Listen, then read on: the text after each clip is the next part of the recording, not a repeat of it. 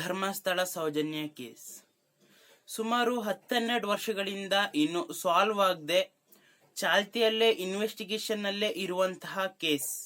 ಈ ಕೇಸಿನ ವಿಷಯವಾಗಿ Sameer M D ಅವರು ಅವರ ಧೂತ ಸಮೀರ್ ಎಂ ಡಿ ಅಂತ ಒಂದು ಚಾನೆಲ್ ನಲ್ಲಿ ಒಂದು ವಿಡಿಯೋ ಅಪ್ಲೋಡ್ ಮಾಡ್ತಾರೆ.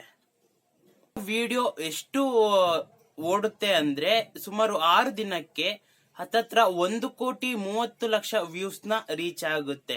ಇದು ಹೆಚ್ಚು ಕಡಿಮೆ ಕನ್ನಡ ಯೂಟ್ಯೂಬ್ ಇಂಡಸ್ಟ್ರಿಯಲ್ಲೇ ಒಂದು ದೊಡ್ಡ ಸಾಧನೆ ಅಂತಾನೆ ಹೇಳ್ಬೋದು. ಈ ತರ ಟಾಪಿಕ್ ನ ಇಟ್ಕೊಂಡು ಯಾವ್ದು ಇಲ್ಲಿ ಗಂಟನೂ ಅಷ್ಟೊಂದು ವ್ಯೂಸ್ ಹೋಗಿಲ್ಲ. ಇದೇ ಫಸ್ಟ್ ಚಾನೆಲ್ ಇರ್ಬೋದು ಅಷ್ಟೊಂದು ದೊಡ್ಡ ನ್ಯೂಸ್ ಮಾಡಿರುವಂತದ್ದು. ಸೊ ಈ ವಿಡಿಯೋ ಮಾಡಿ ಒಂದು 5 ದಿನ ಆದ್ಮೇಲೆ ಸಮೀರ್ ಎಂ ಡಿ ಅವರಿಗೆ ಜೀವ ಬೆದರಿಕೆ ಬರುತ್ತೆ ಅಂತ ಹೇಳ್ತಾರೆ. ಮತ್ತೆ ಅವರ ಪರ್ಸನಲ್ ಇನ್ಫಾರ್ಮೇಶನ್ ಗಳ ಫೋನ್ ನಂಬರ್ ಆಗಿರ್ಬೋದು ಮತ್ತೆ ಮನೆ ಅಡ್ರೆಸ್ ಆಗಿರ್ಬೋದು ಎಲ್ಲ ಲೀಕ್ ಮಾಡಿದ್ರು ಅಂತ ಕೂಡ ಹೇಳ್ತಾರೆ ಸಮೀರ್ ಎಂ ಡಿ ಅವರು.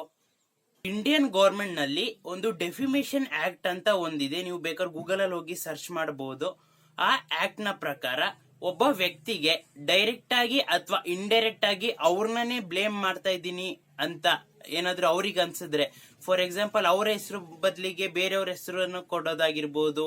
ಸೊ ಹಾಗೆ ಆ ವ್ಯಕ್ತಿನೇ ಬೇರೆ ಬೇರೆ ಹೆಸರಿಂದ ಅಥವಾ ಬೇರೆ ಬೇರೆ ಸೂಚನೆಗಳಿಂದ ಆ ವ್ಯಕ್ತಿನೇ ಉದ್ದೇಶಿಸೋದು ಏನಾದ್ರು ಆದ್ರೆ ಆ ವ್ಯಕ್ತಿ ಏನಿರ್ತಾನಲ್ಲ ಅವನು ಹಿಂದೆ ಮುಂದೆ ನೋಡದೆ ಮುಲಾಜೆ ಇಲ್ಲದೆ ಕೇಸ್ನ ದಾಖಲಿಸಬಹುದು, ಯಾರು ಅವನ ಬಗ್ಗೆ ಈ ತರ ಮಾಡಿದ್ದಾರೆ ಅವ್ರ ಬಗ್ಗೆ.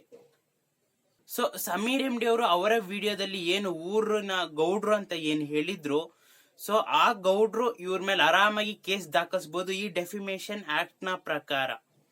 ಆ ಊರ್ ಗೌಡ್ರಿಗೆ ಏನಪ್ಪಾ, ಅವ್ರ ಆರಾಮಾಗಿ ದುಡ್ಡೆಲ್ಲ ಇದೆ, ಅವ್ರ ಹತ್ರ ಬೇಜಾನ್ ದುಡ್ಡಿದೆ, ದೊಡ್ಡ ದೊಡ್ಡ ಹೈಕೋರ್ಟ್ ಸುಪ್ರೀಂ ಕೋರ್ಟ್ ಲಾಯರ್ನೇ ಇಟ್ಕೊಂಡು ಓಡಾಡ್ತಾರೆ. ಆದ್ರೆ ಇಲ್ಲಿ ಕಷ್ಟ ಆಗ್ತಿರೋದು ಯಾರಿಗೆ?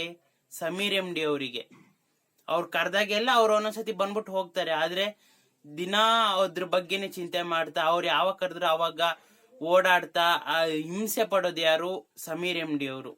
ಸೊ ನನಗನ್ಸೋ ಪ್ರಕಾರ ಕಂಟೆಂಟ್ ಕ್ರಿಯೇಟರ್ಸ್ ಗಳು ಏನಿದ್ದಾರೆ ಅವರೆಲ್ಲ ಈ ವಿಷಯಕ್ಕೆ ಸಪೋರ್ಟ್ ಕೊಡ್ಬೇಕು ಅಂತ ನನಗನ್ಸುತ್ತೆ.